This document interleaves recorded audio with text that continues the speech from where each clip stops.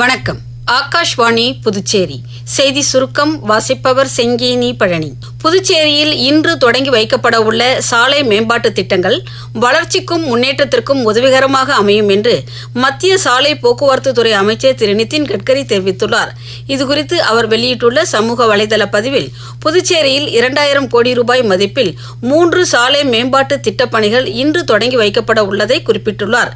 இதனைத் தொடர்ந்து சென்னை அருகே தனியார் பல்கலைக்கழக பட்டமளிப்பு விழாவிலும் திரு நிதின் கட்கரி இன்று பங்கேற்கிறார். விளையாட்டுத்துறை மேம்பாட்டிற்கான நவீன பயிற்சி முறைகளை ஊக்குவிக்க மத்திய அரசு உறுதி பூண்டுள்ளதாக இளைஞர் நலன் மற்றும் விளையாட்டுத்துறை அமைச்சர் திரு மன்சுக் மாண்டவியா தெரிவித்துள்ளார்.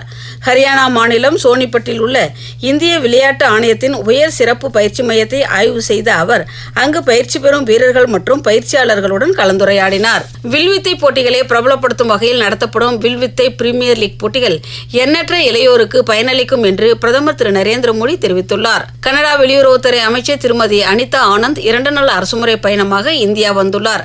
அவரது இப்பயணத்தின் பொழுது இருதரப்பு உறவுகள் மற்றும் பல்வேறு துறைகளில் ஒத்துழைப்பை மேம்படுத்துவது குறித்து இன்று வெளியுறவுத்துறை அமைச்சர் டாக்டர் எஸ் ஜெய்சங்கர் மற்றும் மத்திய வர்த்தகம் மற்றும் தொழில்துறை அமைச்சர் திரு பியூஷ் கோயல் ஆகியோருடன் பேச்சுவார்த்தை நடத்துகிறார். திருமதி அனிதா ஆனந்தின் இந்திய வருகை இருதரப்பு வழிமுறைகளை புத்துயிர் பெறுதல், பொருளாதார ஒத்துழைப்பை ஆழப்படுத்துதல் மற்றும் மக்களிடையேயான உறவுகளை மேலும் வலுப்படுத்துவதன் மூலம் இந்தியா கனடா உறவுகளில் நேர்மறையான உத்வேகத்தை வளர்க்க உதவும் என்று வெளியுறவு அமைச்சக செய்தி தொடர்பாளர் திரு ரந்தீர் ஜெய்ஸ்வால் தெரிவித்துள்ளார். புதுச்சேரி பாகூர் தொகுதியை சேர்ந்த 300 பயனாளிகளுக்கு மாதாந்திர உதவித்தொகை பெறுவதற்கான ஆணையை சட்டமன்ற உறுப்பினர் திரு செந்தில்குமார் வழங்கினார். இத்துடன் இந்த செய்திச் சுருக்கம் நிறைவு பெறுகிறது.